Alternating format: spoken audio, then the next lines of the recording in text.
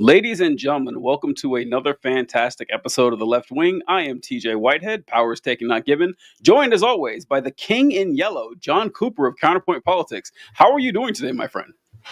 I am doing great, except for that you stumped me with your reference. What is the King in Yellow?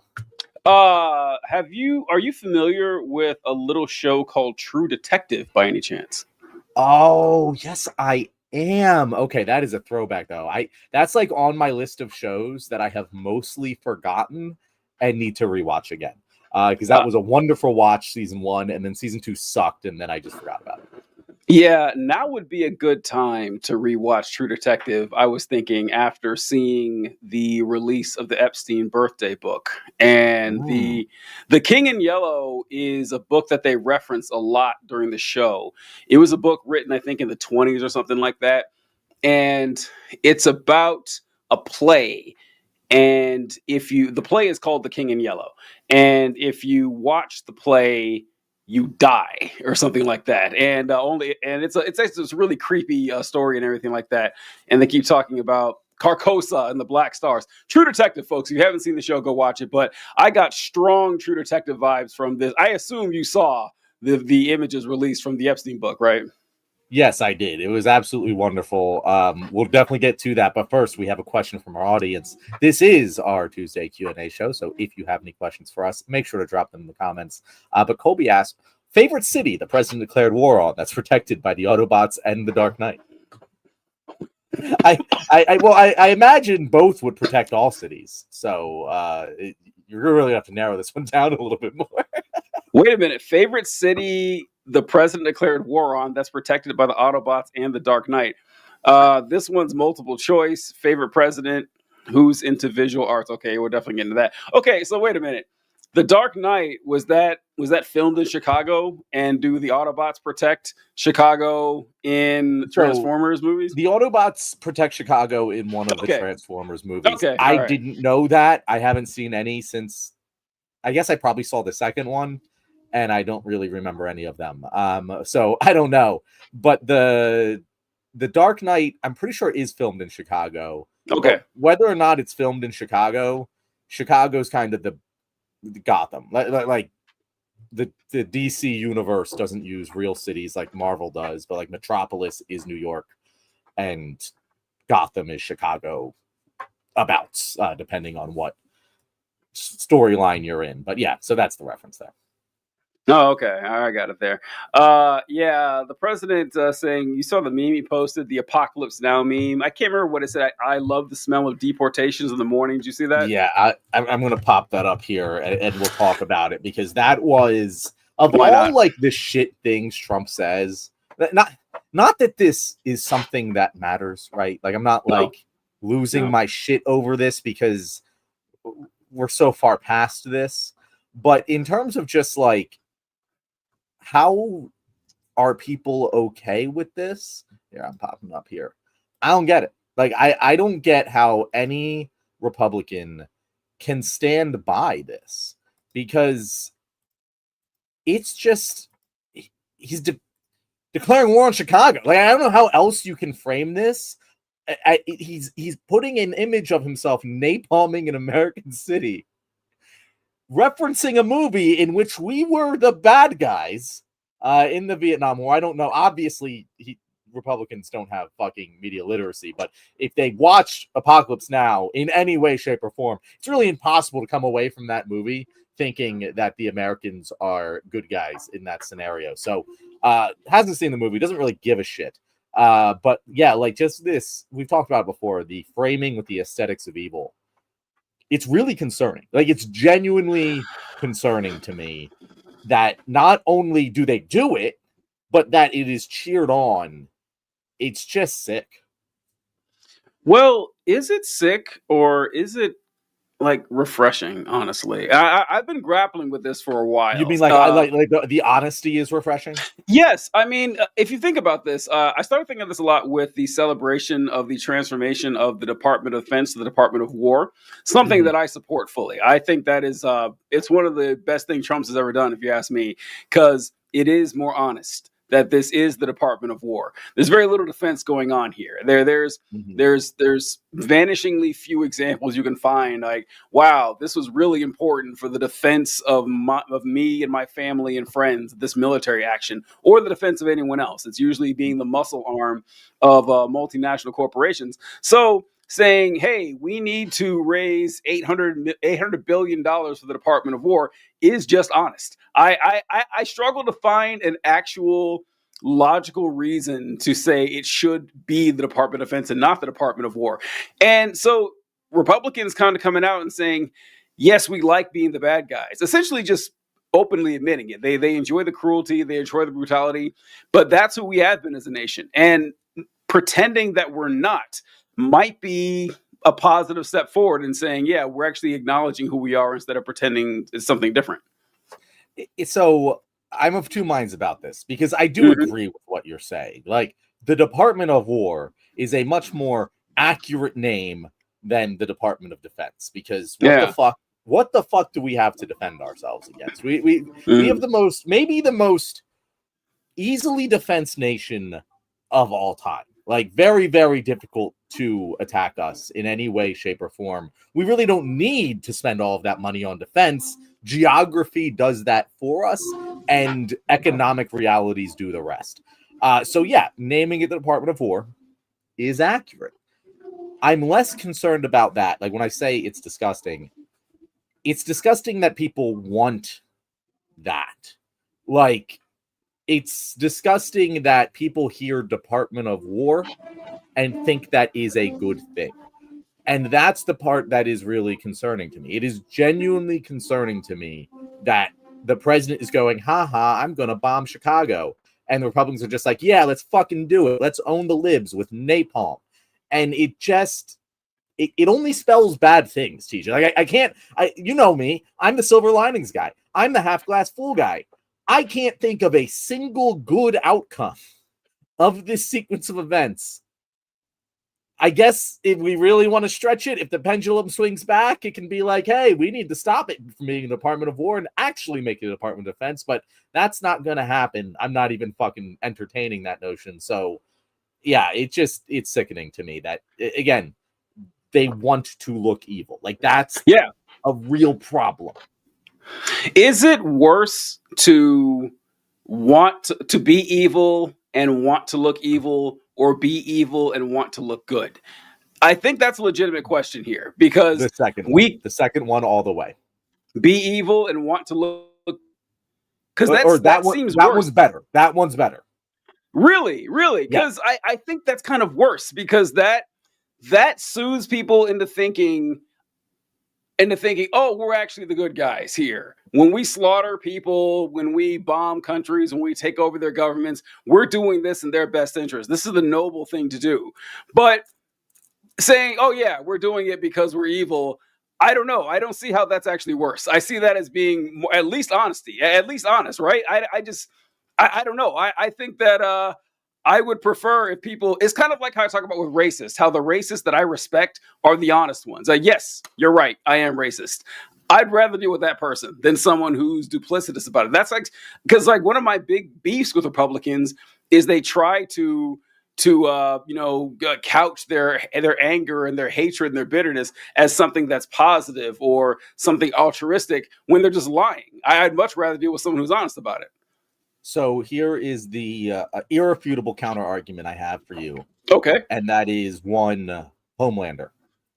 Homelander was so much less dangerous when he could be manipulated by his need to be loved and appear good. Once he was like, oh, I'm going to go full bad guy, it became a hell of a lot scarier. I would much, much rather live in the world where the people who hold the power to destroy it at least feel the need to appear like the good guys, as opposed to being free to be as bad and evil as they want. Now, I guess the other counter argument there is what I've said about Israel and how they probably could have gained all of Palestine over the next 50 to 100 years and nobody would have blinked an eye. And they could have done it with minimal effort, and instead they accelerated the process, went more full evil, and hey, it still might work for them, but they're putting a lot of risk out there. So you can see it both ways. But I'm much more scared of the people who are evil and have no qualms with openly being evil, because what is there to stop them at that point? I guess I'm just wondering if the actions change, because that's like what I'm, because like during the Cold War, we said that we're doing this to protect the West against communism, that we'll have the downfall of the nation. Meanwhile, we're killing millions of people in Cambodia and Laos and all over the world. But we're saying we're good. If we'd have just admitted, yeah, we're Greece and commies and we love it, I don't know if it had been any worse. Like maybe it would have been. I don't know. I can't say one way or the other. But to me, it looks like the actions are kind of like what do we have? Hugh Jass wrote. Who wrote it here? Oh, Colby said that's Bush war on terror method. Yeah, Bush and was like, hey, this is good. We're actually the good guys here. And I mean, as far as numbers go, Bush has killed more people than Trump has. I don't know. I don't think your argument is wrong necessarily, but I'm not convinced it's right. Sorry, I'm still recovering from a cold. I just thought of the Homer Simpson meme. Bush has killed more people than Trump has so far. Yes. And now, I mean, I see what you're saying there, and to me, I guess it's all up to the efficacy of the people doing it, less so than which one is better or worse. Yeah. Because I don't know. I would personally, I just feel like my odds are better with the people who that's a weakness. If you have to appear good, that's a weakness that can be exploited. If you don't have to appear good and you can just be evil without any repercussions, then what else do I have? Like what else in the world do I buy? Because if Trump just says full evil, fuck the Supreme Court, fuck the court systems, this is a dictatorship now. What do we got, TJ? We got nothing. Like that's a much scarier world to me. Yeah, true. All right, so on to the topic we brought up today. So, wow. Okay, I want to preface this. I want to preface this with saying that I, for one, have grown quite weary of these fake victories that Democrats or leftists or anyone closely associated with us have been celebrating over the years. They drive me insane. Where I saw 3 days of videos of people celebrating Trump's impeachment like it meant something, or either of the impeachments. Like, I would say, well, the Democrats aren't doing enough to go after Trump, and people would say, well, they impeached him, right? What about the impeachment? Where they'll refer to him as the twice impeached president. Just go on and on as if it matters at all. Or all the when Trump got indicted, the celebrations when Trump got convicted, when the Epstein letter first came out. All of this is like, folks, this doesn't mean anything. It doesn't mean anything at all. This isn't going to change anything. Trump always wins. It's just like the meme. How's Donnie going to squirm his way out of this? And, oh, well, I guess he did. Nevertheless, this is just, it's annoying to seeing all this. And saying all that, even I was surprised at the drawing of the Trump letter. Because I wish I'd actually had the example pulled up. Because when people said, or when the Wall Street Journal reported the letter, they said that Trump's statement was written in the outline of a woman's body. And then someone drew up what they thought it would have looked like. Do you remember that? I'm pulling it up right now, TJ. So perfect.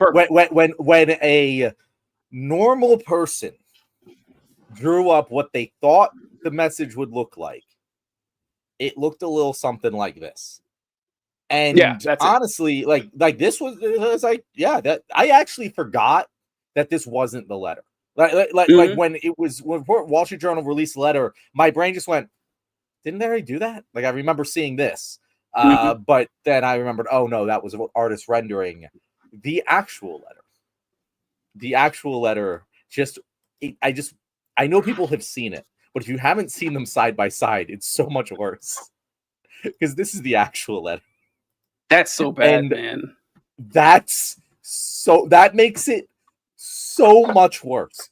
Yeah. That I was not ready for that. I will say this though. I don't know about you, John, but the Wall Street Journal report that came out, and it said that the text of the letter was written within the drawing outline like a woman's body, and the signature of Donald Trump was marked to mimic pubic hair. I think that's a bit of a stretch. I don't know. That is a stretch. That's a stretch here. Okay. Yeah. Okay, That's not what where I thought too. unless this woman has an abnormally elongated set of hips. Like, there's no way that's pubic hair. I thought that was a weird. When I saw it, at first I was It was jarring at this. I don't know, this 11-year-old's body that I'm looking at here or something. It's like, because honestly, it didn't even. If I saw this in a vacuum, it honestly wouldn't click for me that it's a woman's body. Like it would take a few seconds. It looks like a bishop, like in chess. Like it looks like a chess piece. You know, it does. It does look like a bishop. Oh my God, you're right. That's what it looks like. It looks like a bishop. And I would have to okay, I see it now. But wow, like what is? I don't know if you're. I've like all good red-blooded American males. I've drawn boobs before. They've never looked like that. They have never. Not once in my. Even when I was that age, they definitely did not look like that. Not one time, man. That is some weird shit right there. But yeah, what were your thoughts when you first saw this? So actually, I did the same thing you did. Where the first thing I looked at was the pubic hair. Like I was like, whoop, and I was like, well, that's clearly not pubic hair. And you can tell this because if he wanted it to intentionally look like pubic hair, he would have moved it up a little bit. Like it's either space like half an inch up. Exactly. Yeah. Like if you wanted to make that joke, he did. Don't give him that artistic license there. He did not think of that. It would have been better. But then I looked up. It would have been better. You're right. Like, hey, this one's actually an adult. That's so bad. So very bad. I could not believe, like, I genuinely, TJ, I don't know how people defend this in any way. Like, I can't imagine how much money I would need to be paid to get up and be like, that's a picture of an adult human being. Like, there's no way, TJ. Well, I do enjoy. Even if you were to make the argument, TJ, he's into small titties. That's not even how I would draw small titties. Nope. Not even close. No, not happening. This Republicans have been in this weird situation that, fortunately for them, does always work out in their favor, where Trump will do something outrageous or insane or clearly indefensible, and they've got to prostrate themselves. They got to make themselves look foolish and silly and stupid trying to defend them. They're kind of forced to, because if they don't, Trump's fans will turn against them. But, honestly, now it's a smart move. I hate to say it, but it is. I mean, that's what they got to do if they want to keep their jobs. But watching them defend it is very funny, and it's going to be really funny 10 years from now looking at it. Here's a short clip I have of a few Republicans talking about it. Byron Donalds, who we have talked about on the show in a long time. Byron Donalds is my favorite. Have you seen this, where he just straight up denies that it's Trump's signature? I've not seen this, no. Oh, it's great. He's my favorite. All right, here we go. It's not adding to stage. Oh, I got to remove yours, I think. Oh, my bad. There you go. Okay. There we go. From what I see, it's not a signature. I've seen Donald Trump sign a million things. This doesn't look like his signature to you? Nope. Doesn't look like it. I've watched him sign nonstop. That is my favorite one. That Byron Donald's like, listen, I've seen Donald Trump sign things over and over again a million times. That looks nothing like his signature. It looks exactly like his signature. It looks exactly like his signature. Now, it kind of reminds me of when people would show that picture of when Luigi Mangione was at the coffee shop and he pulled down his mask to flirt with the barista. He was like, that looks nothing like Luigi. He's like, yeah, it does. I'm not saying it's definitely Luigi. I don't have evidence, but it looks exactly like it. What are you talking about? Same thing with Trump's signature. Maybe it's some weird conspiracy dating back 20 years, because this thing was written, I think, in 2003, and the Epstein estate turned it over to Congress, and it's been in records for years now. I mean, maybe someone planted this, but it does look like Trump's signature. So saying it's not is kind of absurd. Let's see what else we got here. This is what's his name? Burchett. I think Tim Burchett. He's always good too. Look like it. I've watched him sign nonstop. Well, I don't know. I mean, anybody can do a signature. We've seen the auto pens used quite a bit with the Biden administration. So I've never known Trump to be much of an artist either. So I kind of draw that into question. Do you think it's his? I highly doubt that it is. I don't think that if that is true and he did sign that letter, I don't know that there's anything there. All right, John, your thoughts. These guys full of shit, or are they onto something here? So I love the statement. Auto pens, like those existed in 2003. That's like my favorite part about it. Is so just the deeper they dig, the worse it gets, because there's no rational explanation for any of this. They can say, oh, that's not his signature. Why the hell wouldn't it be his signature? Does Jeffrey Epstein have another associate with a name similar to Donald Trump, whose name is Donald? What was it actually? Hold on. Does he say so? Oh, he does sign it, Donald J. Trump. Yeah. So the conspiracy theory here is someone decided to send this letter to Jeffrey Epstein, who was verifiably friends with Donald Trump at the time. But this wasn't from Donald Trump. This was someone who forged his signature in an attempt to set up a 20-year-long con that they never made anything out of. And just like there's no explanation. I actually wish they stuck with the FBI informant one. That at least they could cover up as long as he's in office. Like, this is just the worst conspiracy theory cover-up of all time. I made the comparison. It's as if George W. Bush had sent a letter to Osama bin Laden with a doodle of a plane flying towards the Twin Towers that said, oh, I love our wonderful secrets we keep. like if that had come out in like 2004, it would have been over. Like, it just would have been over. And right now, what do you think it is, TJ? Like, I understand the rank and file Republicans gotta stick by their guy. Yeah, of course. Like, do you think like normal everyday Republicans, they just really don't give a shit? They don't think, they believe it's not true deep in their hearts. Like, how could anyone be standing by this man anymore? Yeah, I think you're absolutely right. It's not that they don't believe it's true. Many of them don't, but it's not that they don't believe it's true. It's the not fact a lie that if you believe it. It wouldn't matter if it was true. It wouldn't. Like, that's what it really comes down to. It's the the enemy of my enemy is my friend. They went into this knowing Trump was an adulterer and a crass, vile man, but he's a fighter and they appreciate that. And yeah, they're going to stick by him. It doesn't matter. It's like people have kind of gotten to this point, and I think that there is a modicum of truth to this, where I'm not defending this, but I'm saying that this is how a lot of people respond over the years, where Republicans would complain and say that you say that everything we do is racist, everything we do is sexist, everything we do is homophobic. All right, I am racist, I am sexist, I am homophobic. What are you going to do about it? What are you going to do now? And if that's the ammo you're using against me, then fine. And so you're going to tell me Trump's a pedophile? Okay, he is. So what?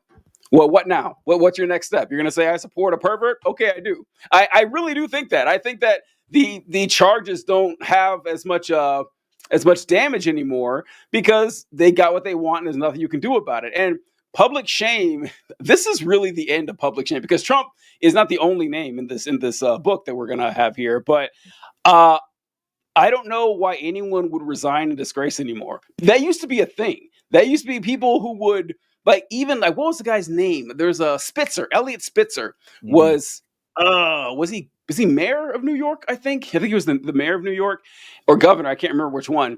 And then news came out that he was involved in, escorts and paying escorts for sex and everything. There wasn't a referendum. There wasn't a recall. There wasn't an election up. He has resigned in disgrace. Like, it seems like a different universe now. So yeah. I think this is just like pointing in the direction of how politics is going to be now, that, yeah, this stuff can happen. And as long as you're not going to jail, why do you have to quit? Just go for it. Your fans will keep backing you.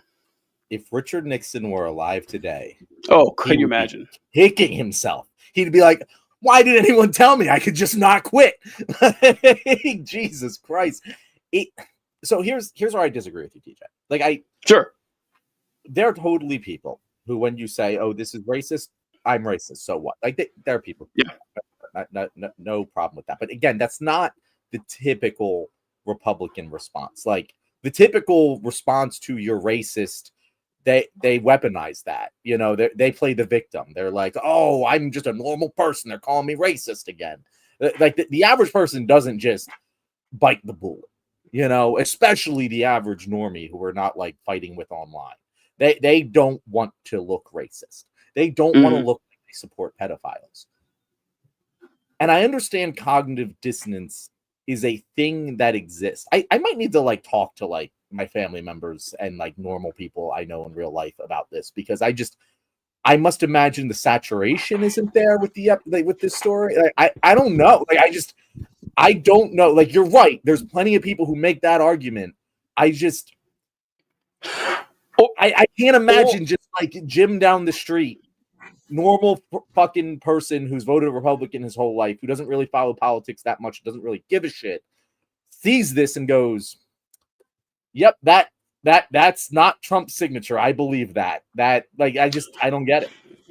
Or they could just say this is another deep state conspiracy. I mean, it doesn't matter, right? Most of them don't say that though, TJ. But, again, you're thinking of like the crazies we talk to online, like the normal fucking Republican voter. But the normal fucking Republican voter is not going to be swayed by. It's one of the two, right? There's no third option. There's either they think that this is Trump's signature and Trump's picture and Trump's photo or letter, and they don't care, or they know it's real and they just don't believe it. Those are literally the only two options that we have. And so, I mean, I don't know. So I think back to when Trump was indicted for the classified documents in Mar-a-Lago. And I was talking to a friend of mine, a guy I've known 20 years, and he's a Trump voter. And I asked him, "Hey, what do you think about this? Like, this guy is just got caught having hundreds of classified documents in Mar-a-Lago long after he was president. Why did he have it? Like, what do you think's going on here?" And he says, "Yeah, I think they're setting Trump up." And I said, "Well, I mean, I can see why you would think that, but I mean, here are the documents on this. They asked for these classified information for 18 months. They sent several FBI agents asking for this. Trump denied it. They have him on camera hiding the document from the FBI. He gave over a quarter of them and kept them away. And he says, yeah, I don't know. I still think it was a setup." That it doesn't have to make sense to us, right? I think that's just what they're going to say. I don't know why it would be different with this. I mean, maybe. It's just the reason it's different with this is because it is an impactful scandal. Like, it's not other things. It's not things that can be hand waved away. It's something that I feel like in their heart of hearts, every, or at least most human beings care about. Like, and maybe I'm wrong about that. Like, maybe everyone is just cynical and uses like protecting children as an excuse to do whatever the fuck they want. But like, I struggle to believe it, TJ. I struggle to believe it. Like, I really am exactly that people, and by people I mean your average, everyday, normal Republican voter, genuinely doesn't care about this. Like, I can be sold that they are clinging to cognitive dissonance potentially, but like, that's gotta break at some point. You know what this reminds me of? Biblical reference for you here, TJ. You'll appreciate this. Oh boy. It reminds me of the story of Sodom and Gomorrah, where Abraham is bargaining with God, and he's like, well, what if there's just 500 innocent people? And God's like, bro, I know there's none, but yeah, sure, whatever, we'll check. What if there's just 100 innocent people? No, there's not. It's just like every step of this path just feels like God is teasing us. It just feels like, hey guys, what if I showed you a picture Donald Trump drew to Jeffrey Epstein that's clearly of a nude prepubescent girl talking about their little secret? Then would you believe he's a pedophile? No, we won't. And like, God knows the whole fucking time it's never going to change anything. And it feels like a joke being played on the rest of us. I mean, wouldn't the easiest answer out of this to be that they just don't believe it's real? I mean, because like, we can talk all day long about how once you say, well, this book, by the way, I'm pulling the book right here. This book was, did you ever see this? Like the actual book that Ghislaine Maxwell turned in right here? Yeah, Yeah, I like that it was rather optimistically named the first 50 years for Jeffrey Epstein.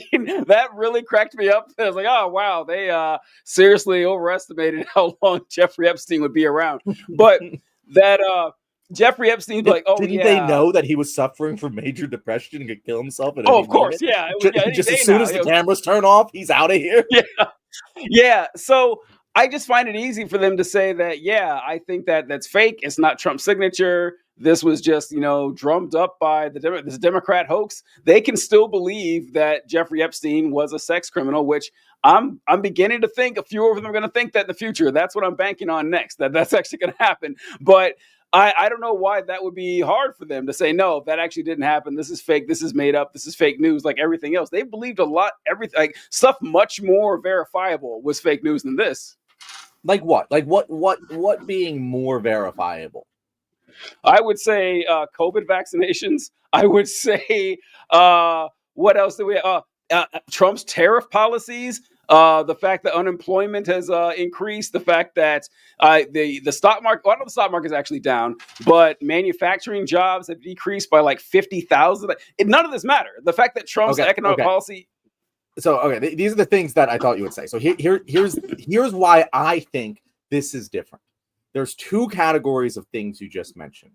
Either A, things people do not understand, or actually, no, it's really mostly one category. Things people don't understand and will believe any story for that supports their previous worldview. So, like COVID vaccines. I don't want to do all this shit and lockdowns and bad things. Oh, they want me to take this vaccine? Oh, you're going to give me this story about how there's a reason to doubt it? I'm going to fucking doubt it then. Yeah, because I don't fucking like it already. Or tariffs, or the job market, or whatever.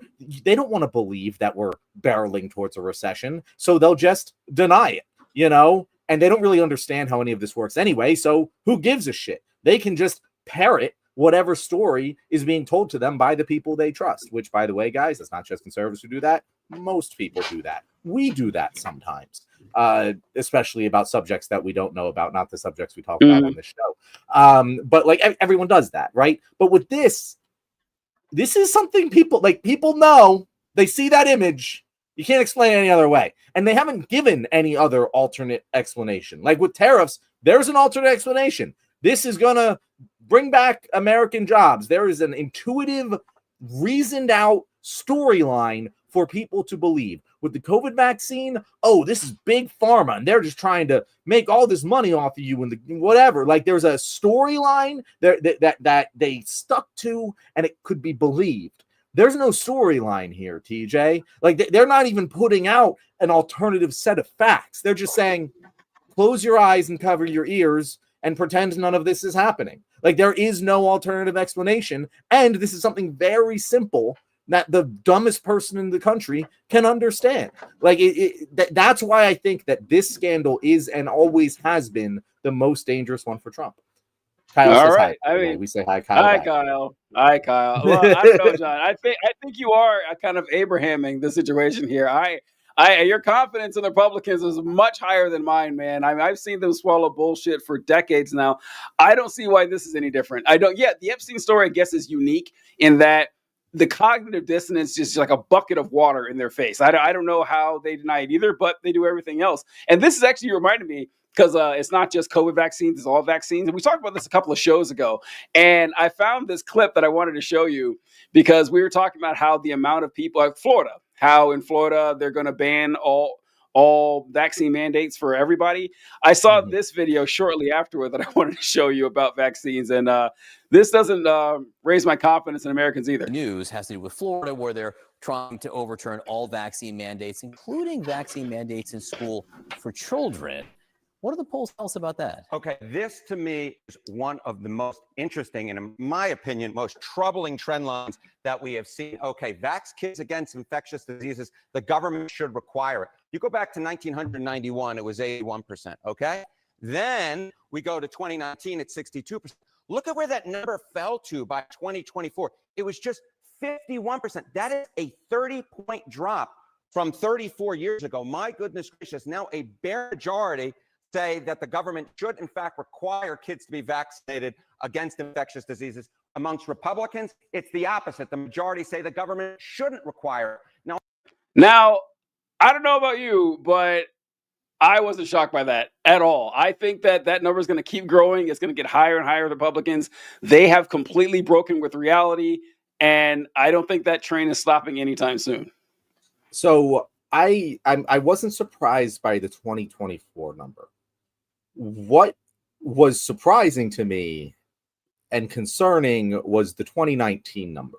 Because if you'd asked me before you played that clip, do you believe that it's like 50-50 people who support government mandating vaccines for children? Yeah. I would have been like, I don't want to believe that, but I would. Because of COVID. Like, I would have thought, oh, well, when COVID happened, it was this massive shock. A lot of movement was made against vaccines. And kind of what I explained earlier. People didn't like what was going on. They were lashing out, and they wanted to attach themselves to any sort of theory of reality that made them feel more comfortable. But the more concerning thing is that the change, excuse me, there, I forget what it was, 1991 to 2019 was larger than the change from 2019 to 2024, which is just disturbing. Like that means that this train was at full speed and very much difficult to stop before COVID. And that is the thing that really does terrify me. But again, TJ, as I said, people don't understand that shit. If they did, they wouldn't think that. They just don't understand it. The bar for understanding how vaccines work is so much higher. And I know it's like simple to like, you know, is it really? Like it's so much higher than pedophile bad, you know? Oh, all right. I don't know. Well, we'll see. Well, so far, it hasn't shaken them. Maybe a year from now it will. I guarantee it won't. Now, I can't give you a good reason for it other than they like Trump and nothing's going to stop them. And it's like Mark Twain said, it's a lot easier to fool people than to convince them they've been fooled. Now, it might take a long time. Maybe they'll have a George W. Bush moment where, you know, it wasn't until really 2016 when Republicans completely turned on Bush. It wasn't until Donald Trump turned on him. Donald Trump made the Republicans turn on him. That's not exactly of all the examples you could pick. That's actually probably the least comforting. Yeah, and maybe it'll happen. I just don't think it will. And if it does, it won't be for the right reasons. I can't believe we haven't shown this picture so far, but the image that I saw immediately after the one where we had the drawing from Donald Trump was this image, which I think is attributed to someone named Joel. It may or may not be, because I think it's right before a picture that was I keep saying driven instead of drawn. I don't know why. It's the second time I've done it today, but drawn by someone named Joel. But this one doesn't have the artist's name on here. But it's this image with Jeffrey Epstein. And on the left side of the photo, it shows 1983, and Jeffrey Epstein is giving a lollipop and some balloons to 3 young girls, you know, younger than 10 years old, or whatever, in this drawing. And then fast forward to 2003, and it shows women massaging Jeffrey Epstein. One has her hands on his groin, and there's a plane there on an island with a giant mansion. So it's really on the nose, actually. But that was the most jarring of these. We're not going to have time to go through all of the photos here, but did you see that one, John? Yeah, I did see this one. This one is very just. Yeah, it's. I mean, Do we know who drew this? No. So there is another image. I'll try to find it, but it's drawn kind of in this style, and it's signed by someone named Joel. I didn't see a last name on there, but this one has no name on it. Joel, the fucking church guy. I'm just gonna say it's him. Joel Osteen. Joel Osteen. Joel Osteen. Why not, right? This is again, like, clearly his friend. I mean, this is what this says. You know, like, people are like, oh, well, what, how is this relevant to Donald Trump, right? And the way that this is relevant to Donald Trump is that this wasn't some thing that some of his friends didn't know about. Like, yeah, this picture depicts him grooming girls. There's no other way that you could possibly interpret this picture than, hey, you groomed these girls from a very young age to have sex with you on your private island. There's no other way to interpret that. everyone knows. Like everyone who, and if Donald Trump knew this guy this well, he fucking knows. Everyone in this book fucking knows. And even if you're gonna say Donald Trump never engaged in any inappropriate behavior, that I can believe. Do I want to believe that? No, I want to believe that he is the most guilty person on the face of the planet. Is it theoretically possible he never engaged in any of this? Sure. But he knew it was happening. The note is clearly alluding to it. Many notes in this fucking book are clearly alluding to the fact that Jeffrey Epstein is a pedophile who grooms girls. We know that they've had a transactional relationship about girls at Mar-a-Lago by Trump's own admission. We know that Trump has made some weird fucking comments about his daughter. Again, you're right. There's not a smoking gun. But if this isn't concerning to you as a person, yeah, I don't know what else to say about it. It's like if you remove like Trump's name, a lot of people like to say if you remove Trump's name and insert Democrat's name, whatever, insert someone at work that you know and you found this out about them, or someone who like your sister or daughter or friend said, oh yeah, I'm interested in dating this guy, and you found out this about him. What would you say? Like, what would you think? Would you think that, oh yeah, this is a trustworthy person, I should be fine with right here? This is this, I don't know if you saw this one, but this is a image that actually, so this image right here, it's I'll read the article talking about this here. It says, the Epstein estate also turned over another letter from the book that references Trump. It came from businessman and longtime Mar-a-Lago member Joel Paschow, who made a crude joke about a woman that Trump and Epstein socialized with in the 1990s, according to people familiar with the matter. The letter included a photo of a poster board-sized check for $22,500, which had been mocked up to appear that it was sent from Trump to Epstein. Beneath it, a handwritten caption said, Jeffrey, showing early talents with money and women, sells a fully depreciated, name of the woman redacted, to Donald Trump for $22,500. The woman name is redacted in the image. That is so weird, man. Like, that is so creepy and weird. And once again, I'm with you, John. It is insane to think that all of these, Trump's name appears multiple times in this thing. By the way, this, if you guys wondering how this came out, this was released by a committee in Congress, I believe. Is that correct, John? I think that yes, that the House Oversight Committee. Yes, yeah, and why was Trump so against this? I mean, you see why his name's all in here and everything. And this is just one book, one part of the evidence that's released right here. I just seeing that, it makes my skin crawl. There's a lot more to this too. Yeah, no, it's one of those other things. Just like they're not even putting out an alternative set of facts here. Like they're not even putting out an interpretation of that page that could be seen. Because it's like, even if for some reason we're not talking about a pedophile here, because you could interpret that in a way that you're not talking about children. Yeah, that one. But selling a woman, a fully depreciated woman, again, fully depreciated. That's the part. Yes. Sorry, go ahead. That's the part, and it's like, what else? What else could that mean, bro? Like, what is it? Yeah, this. Why is he selling? What's he buying the woman for? Yeah, what caused her depreciation? I don't know. Maybe because he's 24 now and not 14, and maybe that's the depreciated price was. That's all I can think when I saw that. And another creepy part: one of these books like had a chapter, and like that was the chapter. Did you see that?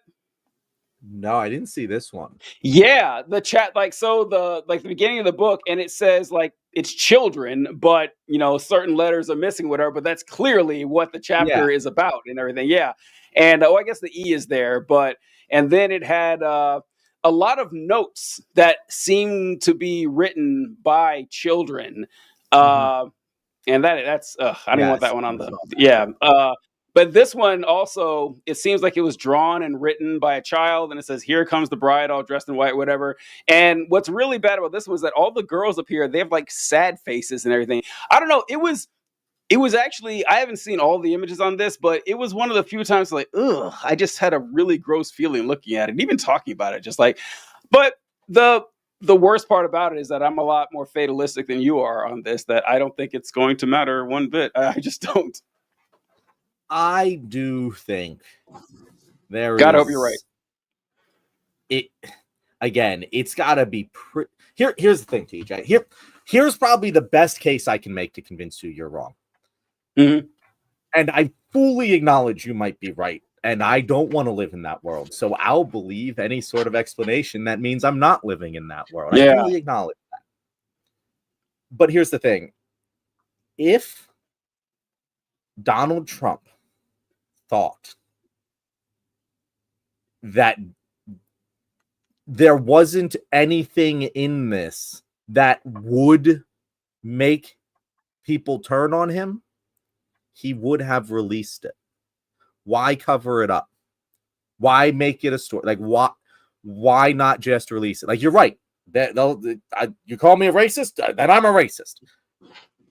If there wasn't anything he was scared of, he wouldn't be going through all this trouble to cover it up.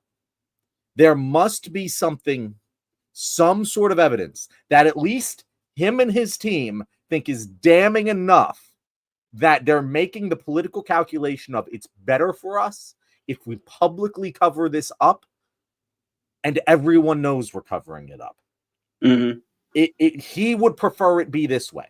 So if whatever it is he's covering it up comes out, I hope it is so damning that the cognitive dissonance can no longer be borne. Like, okay. Irrefutable proof, TJ. Irrefutable proof. Okay. You see like some sort of like documented bank transaction, like a video of the deed being done, TJ. It comes out. What, like, do you really still think Donald Trump is president after that? Yes, 100%. Well, that's what I was going to ask you is like, what would this evidence look like that you think would convince Trump supporters? I don't think it exists. I don't. I think you can say that was AI, that was a deep state conspiracy. I don't see any reason to think that, oh, wow, that'll do it. Like that convinces all these people that outside of building a time machine, I don't think that actually exists. I really don't. You can show bank records and transactions. It's not going to say, nope, that's fake. Yep. That's fine, TJ. That's fine. Mm-hmm. I'm much more amenable to the position of damning enough evidence doesn't exist than I am to if damning enough evidence came out, it wouldn't matter. If someone could tell me evidence that they believe Trump supporters would accept, I would agree. But I don't think that there is any. I think if you had you'd never have a video. You'd never have the video. You'd never see have it. A video. Yep. Unless, and also, even if you did, the video, because like, no, that's fake. It's AI. I mean, when Trump released video of Jeffrey Epstein's cell with 3 minutes of missing evidence, and that didn't do anything. They're like, no, I'm sure Trump's on the up and up. I'm sure everything's okay. I don't know, right? If that didn't do it, these people who have spent what is it now, 7 years saying that Epstein didn't kill himself, and then Donald Trump, the guy who was president when Epstein killed himself, released video with 3 minutes of missing data, and it doesn't budge them at all. His numbers actually go up a little bit. I just don't think that's out there. I don't think there's any evidence that could sway them. You might be right, TJ. That's when I knew. That's when I knew if that didn't do it, nothing will. Because if there's one thing everybody in America seems to agree on is that Epstein didn't kill himself. And then when we have the guy in charge releasing doctored videos of it, they're like, yeah, I'm sure he had nothing to do with it, though. I don't know. It's just not looking good. Here's the thing, TJ. Here's my argument that I put it all on. Yeah. The average Republican, even the average Trump supporter, does not know about that video. It was not salacious enough. It was not big enough. We know about that. People in political circles know about that. People who pay attention to the news know about that. Most people don't. And even if it like blipped onto their radar, they've forgotten about it. Like that wasn't enough. Even this picture, I would imagine if I were to just take a guess, if I showed this to random people on the streets, be like, hey, do you recognize this? Maybe 50% would. Like it's just not salacious enough to get there.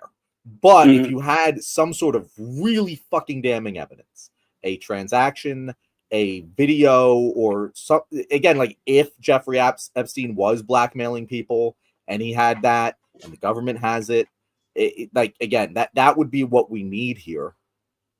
But I do think if it was that bad, I don't think It's AI would fucking fly. Like, I don't think it's like the fucking, like these files that were on record in, like, all verifiable there for 20, like, whatever it is, It's AI, like, that just seems unbelievable.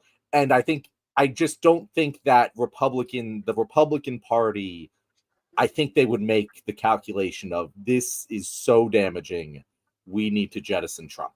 We need to coup him once and be done with it, and let JD take over. Like, that's but you're right. Maybe I'm just being okay. Real quick, there's something else I wanted to say, but Colby wrote, just saw a video of Marjorie Taylor Greene putting up the girl drawing with multiple SIGs next to it in front of her office. That's how bad this is. Marjorie Taylor Greene is in the right. I do have to say, Marjorie Taylor Greene does seem to be like straying to the right answer on this one. This is like the one time. Have you Nancy Mace seen that? too. I don't know. I didn't see that about I Marjorie Taylor saw Greene. her vote. Mm-hmm. Did you see the Nancy Mace video?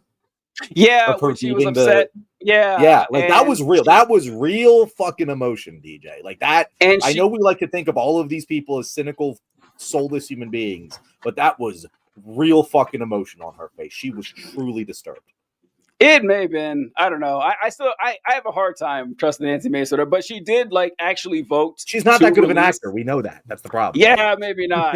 Maybe not. So we'll have to go with that. But I only have a few minutes left. But I wanted to show this real quick because I don't know if this is good enough for a segment on Thursday. But I saw this. I saw it on a David Dole video. I actually ran across this, and this is an NBC News poll for Gen Z, and they split it up into a bunch of different categories. But the two most opposite categories were Gen Z men who voted for Trump and Gen Z women who voted for Harris. They had the most divergent political views. And for Gen Z men who voted for Trump, their top 5 most important issues that define personal success, number 1 was having children. Gen Z was like 18 to 26, I think. Their number 1 most important issue was having children, financial independence, a fulfilling job career, being married, having money to do things that you want. For Gen Z women who voted for Harris, number 1 was fulfilling job and career, having money to do what you want, having emotional stability, using talents and resources to help others, and financial independence. The bottom answer is interesting too. For Gen Z men, the least important issue for them to define personal success was having emotional stability. For Gen Z women, the bottom issue was having children. Have you seen this, John? And what do you think of this list from what the short overview I just gave you? I have not seen this. I'm just hearing about this now, TJ. So these are very knee-jerk reactions here. But one, I get the first one. This isn't very salacious, but I don't know what the difference between financial independence and having money to do things you want is. Those seem like the same fucking thing to me. Having children at number 1 is wild to me. Just why? And this is Gen Z. Like, this isn't like Z. This isn't millennial. Like, this is people who are what, 24 or younger. You know about that? What? When I was in my early 20s, and I say this as a man who remembers that pretty well because I'm now in my late 20s. It wasn't that long ago. Having children wasn't even on my fucking mind. I didn't think about it at all. Even now, I'm getting married. It's a conversation that comes up. Still, don't really want that, at least at this moment in time. Having that be the most important personal definition of success for men is actually wild. And even more surprising might be the 6% of women. Like that's lower than I would expect, in the same magnitude that men are higher than I would expect. That was my initial response as well. First, that it was just a 100% inverse. That top for men, bottom for women, because stereotypically you would guess that women would say more, especially since women have a shorter biological time clock with this whole children thing than men do. That, like a guy in his 70s can still have a bunch of kids. A woman in her 70s can't. So you can see that, okay, I would imagine that women would worry about that more than men. Why the hell, though, would a 21-year-old guy say the most important thing for his emotional stability or his definition of success to be having children? I would have bet anything they would have said what women said, oddly enough, which was a fulfilling job and career. That's what I would have guessed. If you would have asked me at 20 or 21, I think that's what I would have said. Put that back up there. Put that back up there. We're totally talking about this on Thursday because there's so much. All right, this is actually send me this. I want to look at this one because the other noticeable thing here is that women have generally more consensus. Like there's more consensus among women on these topics. Oh, you're right. Yeah, you're right. Yeah. Than there is among the men. Because even having children is the most, but it's only a third of them said that it was important at all. Like the men are, this is the chart. This is the chart, TJ, that like went viral a couple months ago where it's like the left is converging in their viewpoints and the right is all they gotta, and it's just like, they're completely fucking incoherent. But okay, we're talking about this. Put this away. If you guys want to hear our thoughts on this, we're going to talk about it for like half an hour on Thursday. Yeah, TJ. Real quick though, being married too. I want to talk about that one as well. Being married actually tied for last with able to retire and having children. Being married at 6% for women, 29% for men being married. And I don't know. Like it's wild for me to think this. This breaks my brain. Right, it does. It does. Like, what is going on? Who's our guest on Thursday? Lamont Tyson is our guest. He has a topic he wants to cover to you. I wish, sorry. We might need to record like a special episode with for like this Natalie one or something. Yeah, I don't know. Well, yeah, so I don't know. Yeah, okay, we'll shove this one for Thursday. It's pretty good. But all right, any final thoughts, John, before we sign off here? Okay. Final thoughts. Did you see the hullabaloo about the dude on the train in North Carolina? The murderer, stab black guy. Yes. Yeah, I saw that. Yeah. Do you want to talk about that on Thursday? Because I want to talk about that. Okay. Sure, absolutely. So this is wonderful. We have 2 of our topics picked already. Hopefully nothing crazy happens in the next 48 hours. I love it. All right, folks. All right. Yeah, that's it. That's our. I know it really wasn't. So I'll sign us out here. That's our show. Thank you guys for being here. We'll be back on Thursday at 6:30 with say his name again, TJ. Lamont Tyson will be joining us from which is a big person. I recognize him, if not his name. So I'm very excited to have him on. And see you guys later. Later, folks.